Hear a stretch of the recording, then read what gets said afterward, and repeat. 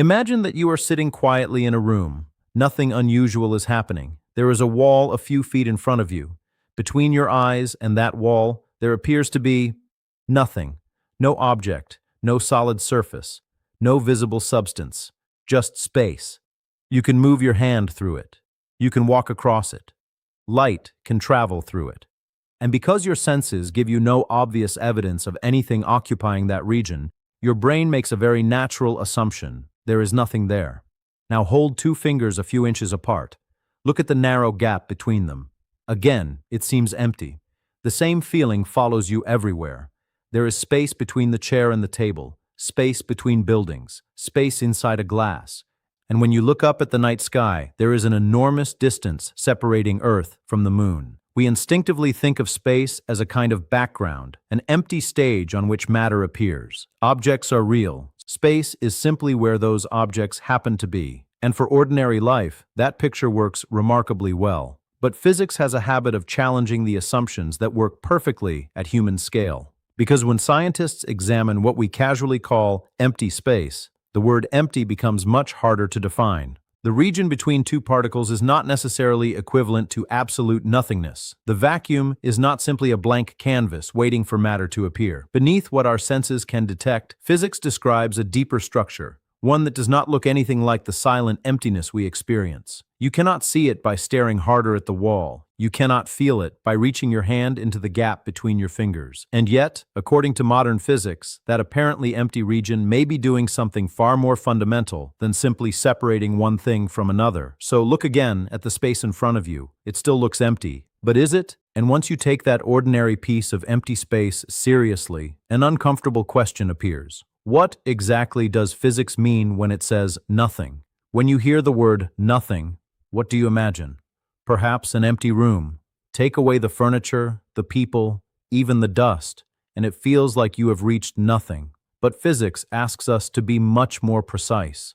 An empty room is not absolute nothingness. It still contains air, light, gravity, walls, temperature, and countless physical fields. Remove the air, and you have a vacuum. Remove visible particles, and you have something even closer to what physicists call empty space. But none of these is necessarily the same thing as nothing at all. This distinction matters because three explanations can sound convincing at first. Maybe empty space is simply a vacuum, a region where there happens to be no matter. Or perhaps it only appears empty because tiny particles, dust, or other invisible objects are still floating around. And then there is the popular explanation of quantum mechanics. Maybe particles simply pop into existence randomly, exist for an instant, and disappear again. These ideas point in the right direction, but none of them reaches the heart of the question. The problem is not merely that we might have missed some tiny object hiding in the darkness. It is deeper than that. Imagine opening a completely empty kitchen cabinet. You expect to find either something inside or nothing inside. But what if physics were asking a different question? Not, what object is hiding in the cabinet, but, what makes the cabinet a physical place at all, even when there are no objects inside it?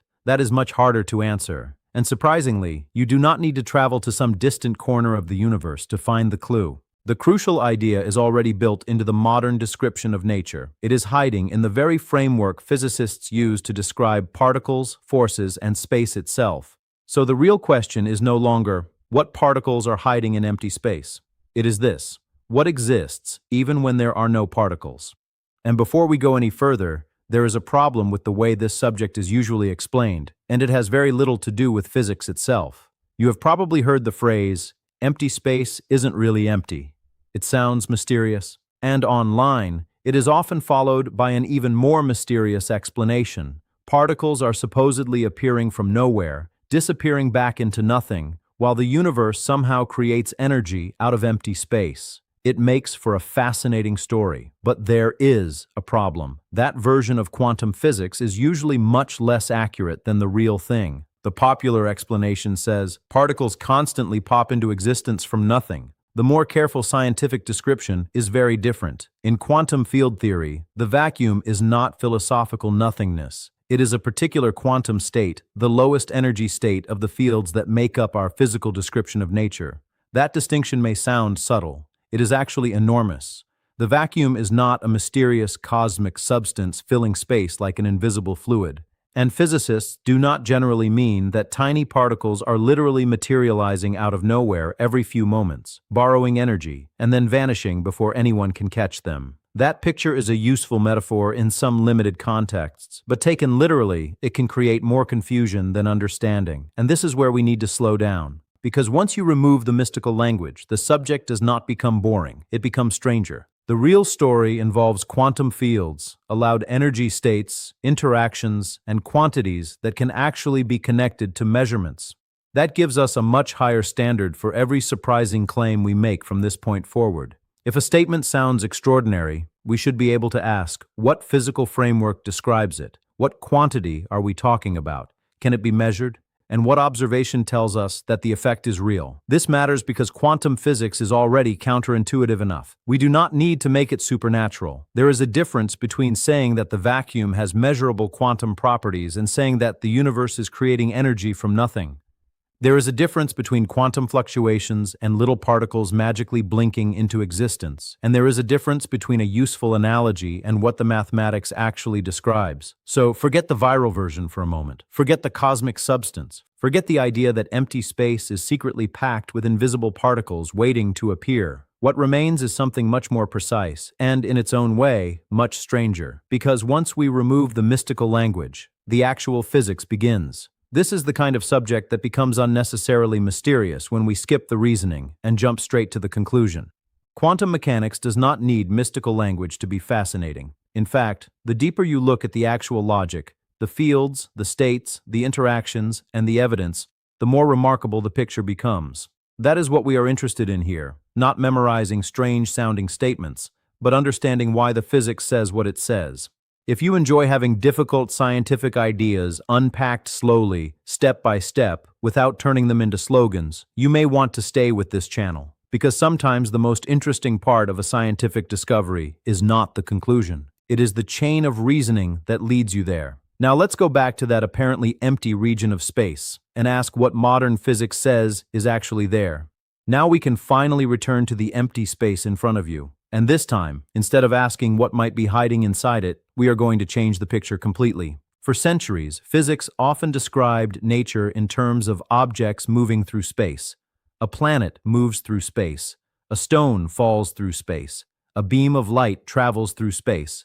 Space itself seems like the stage. Important because it provides somewhere for things to exist, but otherwise passive. Quantum field theory introduces a much deeper picture. The fundamental description is not simply a collection of little objects traveling through an empty background. It is built from physical fields that extend throughout space-time. There is an electron field. There is an electromagnetic field. There are quark fields. There is the Higgs field. And particles can be understood, in the quantum field description, as quantized excitations of these underlying fields.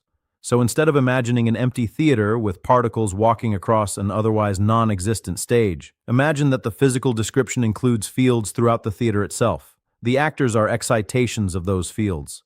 The stage is no longer merely an empty backdrop. That is the first conceptual shift, and it is not a speculative idea sitting outside mainstream physics. Quantum field theory is the framework underlying the Standard Model, our extraordinarily successful description of elementary particles and their interactions. Now perform an imaginary experiment. Take a sealed chamber, remove the air, remove dust, remove ordinary matter, reduce the temperature as far as practical, remove photons as completely as the physical setup allows. Eventually, you have created something approaching a vacuum. But what exactly have you removed? You have removed particles and ordinary excitations. You have not necessarily removed the quantum fields themselves. The fields remain part of the theory, describing what can happen in that region. And those fields can occupy different quantum states. The lowest energy state is what we call the vacuum state. This is where one of the most important definitions in the entire subject appears. A vacuum is not the same thing as absolute nothingness. It is, roughly speaking, the lowest energy state of the quantum fields under the conditions being considered. That distinction sounds technical, but it completely changes the question. We are no longer asking what invisible particles are floating around in empty space. We are asking what state are the fields in when there are no particles present. And the answer is not simply, they are doing absolutely nothing. Why? Because quantum systems are not classical systems with every property simultaneously fixed to arbitrary precision.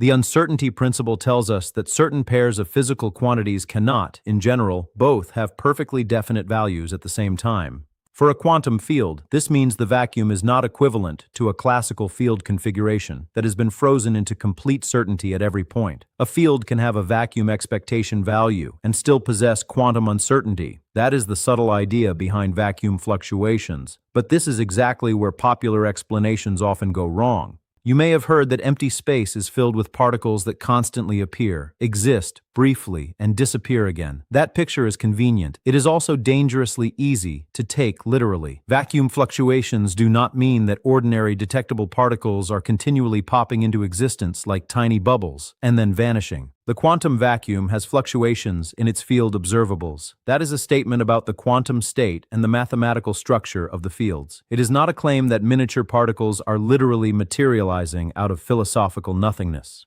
And this distinction becomes especially important when we hear the phrase virtual particles. Virtual particles appear naturally in certain perturbative calculations in quantum field theory, but they are not ordinary particles temporarily flying through space waiting to be detected. They are internal mathematical elements of the calculation. A virtual photon, for example, is not simply a photon that happens to be invisible for a short period of time. That difference may seem like wordplay. It is not. It separates a useful mathematical description from a misleading physical picture. So now we have a vacuum that contains no real particles in the ordinary particle interpretation, but whose underlying quantum fields still possess structure. The next question is obvious. If that structure cannot simply be seen, how do we know it has physical consequences? This is where theory meets experiment. Consider the Casimir effect. Under suitable conditions, conducting surfaces placed extremely close together can experience a measurable force. The effect is related to how the boundaries modify the allowed electromagnetic field modes between and around the surfaces. That explanation is more precise than saying virtual particles are pushing the plates together. The popular version gives you a story. The field-based version gives you a mechanism, and the effect is remarkably sensitive to distance. For idealized parallel conducting plates, the force depends very strongly on their separation, following an inverse fourth power dependence for the force per unit area in the simplest idealized case. That means changing the separation even modestly can produce a large change in the predicted effect. This is important because we are no longer talking about a philosophical argument over what the word nothing means. We are talking about a physical system whose behavior can be measured. There is another example inside atoms themselves. The Lamb shift refers to a small shift in atomic energy levels that cannot be fully explained by the simplest relativistic quantum description of the hydrogen atom alone. Quantum electrodynamics accounts for contributions from interactions between the electron and the quantized electromagnetic field, producing measurable corrections to the energy levels. Again, notice what the evidence is actually telling us. It is not saying that scientists photographed invisible particles appearing from nothing. It is showing that quantum fields and their interactions produce measurable consequences. That is a much more powerful statement, and the idea becomes even harder to dismiss when we consider the Higgs field. The Higgs field is understood as a field present throughout space. Certain elementary particles interact with this field, and those interactions contribute to their masses.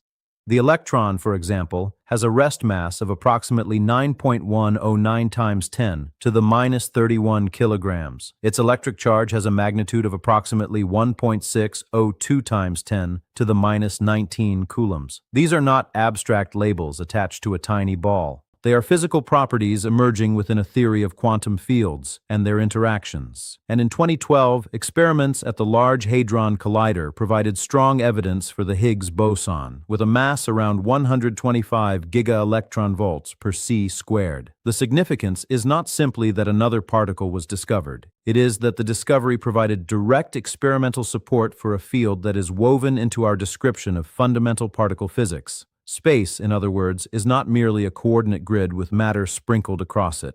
Our best theories describe physical fields throughout space-time. Now we reach an even deeper layer. If quantum fields have ground states, and those ground states carry energy, what does that mean for empty space itself? This leads us to vacuum energy. Quantum field theory associates energy with the vacuum state of its fields. But here, we need to be extremely careful. It would be tempting to say, quantum physics has calculated the energy of empty space, and we now know exactly what it is. We do not. In fact, the relationship between quantum field vacuum energy and the observed cosmological constant, is one of the major unresolved problems in theoretical physics.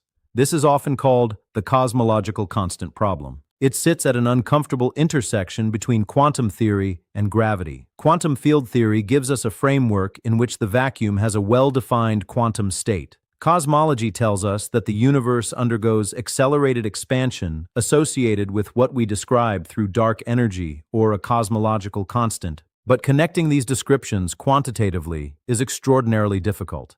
And that uncertainty is not a weakness we need to hide. It is part of the scientific story. We can be confident that the vacuum is not simply philosophical nothingness. We can observe physical consequences associated with quantum fields. We can describe particles as excitations of those fields. We can experimentally investigate effects such as the Casimir force and radiative corrections, such as the Lamb shift. But we should not pretend that every question about the vacuum has already been solved. That distinction is exactly what separates science from mythology. So think back to the empty room. The space between your hand and the wall still looks completely blank. No glowing particles, no invisible mist, no tiny objects constantly blinking in and out of existence. Yet the modern description of nature tells us that empty is not synonymous with physically featureless. The vacuum is a quantum state of fields, and once you understand that, an enormous conceptual door opens, because the strange thing about empty space is not that it secretly contains a collection of tiny objects. The strange thing is that even after you remove the particles, the physical framework does not disappear. The fields remain, their quantum state remains, their allowed interactions remain, and under the right circumstances, their properties can leave measurable traces in the world. That is the real meaning behind the phrase, empty space isn't empty, not magic,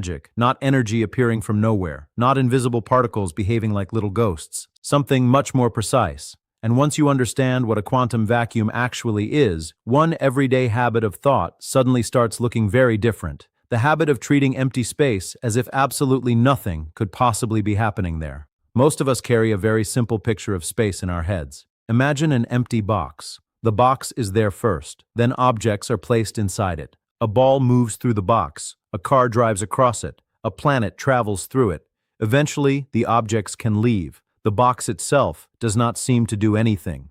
That is also how we naturally imagine space. Matter exists in space. Light travels through space, and when nothing is present, we assume space simply sits there, completely inactive. There is nothing foolish about this intuition. In fact, it works extraordinarily well for almost everything we encounter in ordinary life. Chairs, rooms, cars, buildings, even planets can be described with remarkable accuracy using classical ideas about objects occupying space. The problem comes when we take that intuition all the way down to the quantum level. Because quantum field theory does not describe nature as merely particles placed inside an otherwise featureless container. It describes physical fields as fundamental ingredients of the theory, and those fields do not simply disappear when there are no ordinary particles present. The vacuum state still belongs to the fields. It can still possess quantum properties, and under appropriate circumstances, those properties can contribute to measurable physical effects. So the distinction is subtle but profound. The ordinary picture says, remove everything, and you are left with an empty container. The quantum picture says, remove the ordinary particle excitations, and the fields can remain in their vacuum state. Your intuition was not wrong. It was incomplete. Human intuition evolved around the scale of everyday objects. We learned to understand space by walking through rooms, reaching across tables, watching objects fall, and seeing planets move across the sky. Nothing in those experiences prepares us naturally for a world described by quantum fields. That is why the quantum picture initially feels so strange. It is not contradicting everything you know. It is revealing that what you know from everyday experience was never the complete description. And now that we have made that distinction, an even deeper question appears. If the vacuum has physical structure, does that mean our old idea of nothing was wrong? Or were we simply using the word too loosely? The belief we need to reconsider is simple. If there are no particles, there is nothing there. And honestly, that is exactly what everyday language teaches us. Walk into a room with no furniture, and you call it empty. Look at a clear patch of sky, and you see nothing occupying the distance. Remove an object from a box, and the box is empty. So where did this idea come from? partly from the enormous success of classical physics. For everyday objects, it is extremely useful to imagine matter moving through space like objects moving across a stage. The model works so well that it becomes almost invisible. We stop thinking of it as a model and begin treating it as reality itself. But quantum field theory requires a deeper description. In that framework, particles are not necessarily the fundamental layer of nature. Quantum fields are. What we call a particle can be understood as a quantized excitation of a field. And when those particle excitations are absent, the field itself has not simply vanished. It can occupy its vacuum state. That vacuum state is not philosophical nothingness. It can have quantum correlations and fluctuations, and quantum field interactions can produce measurable consequences under appropriate conditions. The Casimir effect provides one example of how boundaries can alter quantum electromagnetic field modes and produce measurable forces. The Lamb shift provides another, revealing measurable corrections to atomic energy levels associated with quantum electrodynamic effects. So the more accurate statement is not, nothing is there. It is, there are no ordinary particles present, but the quantum fields and their vacuum state remain part of the physical description. And that does not mean you need to abandon common sense. You simply need to know where common sense stops being a reliable guide. Your everyday intuition was built for navigating rooms, roads, objects, and planets. Quantum field theory takes us somewhere much deeper. Once that distinction is clear, the practical question becomes much simpler. How should you actually picture empty space when you think about it? You can carry a surprisingly simple mental model with you whenever the subject of empty space comes up. You only need 3 steps. Step 1. Ask what has actually been removed. If you remove matter and photons from a region, you have created a vacuum. But that does not automatically mean every physical field has disappeared. Step 2. Think in terms of fields, not invisible particles. When you hear about the quantum vacuum, resist the temptation to picture countless tiny particles constantly appearing and disappearing. Instead, think about quantum fields and the possible states those fields can occupy. The vacuum is one of those states. Step 3. Separate vacuum from absolute nothing. A vacuum is a physical concept. Absolute nothingness is a much stronger philosophical idea, the absence of everything physical whatsoever. Physics normally uses the word vacuum in the first sense, not the second. Now try a 30-second mental exercise. Look at an empty section of the room around you. Start stripping away the obvious things in your imagination. Remove the chair, remove the table, remove the dust, remove the air. Imagine removing ordinary matter and, as far as the thought experiment allows, photons. Your instinct may be to imagine the room becoming literally nothing. Don't. Instead, pause at that point. Remember that removing ordinary particle excitations does not mean the entire quantum field description disappears. The fields remain part of the framework. Their allowed quantum states remain, and the vacuum remains a physical state rather than a synonym for absolute nothingness. That is the entire mental model. Remove the particles, think about the fields, and never automatically equate vacuum with nothing. You can use those 3 steps the next time you hear someone say that empty space is nothing. And now go back to the quiet room where we began, because the space you were looking at has not changed, but your understanding of it has. You are back in that quiet room. The wall is still there. The air still looks transparent. The space between you and the wall still appears completely ordinary. Nothing visible has changed, but one word has changed meaning: empty. You now know that empty does not necessarily mean nothing. Remove the ordinary particles, and the quantum fields do not simply vanish from the physical description. Their vacuum states remain part of the deeper framework of nature. Every morning, every time you cross a room, every time you look across an apparently empty distance, you are surrounded by physical reality your senses cannot directly reveal. The space looks empty, but now you know better. And this is only the beginning, because once space itself becomes physical, some of the deepest questions in modern physics become impossible to ignore. If you enjoy careful explanations that go beneath the familiar surface of physics, consider staying with us. There are many more places where everyday intuition quietly disagrees with fundamental physics, and those disagreements often reveal the most interesting truths about reality.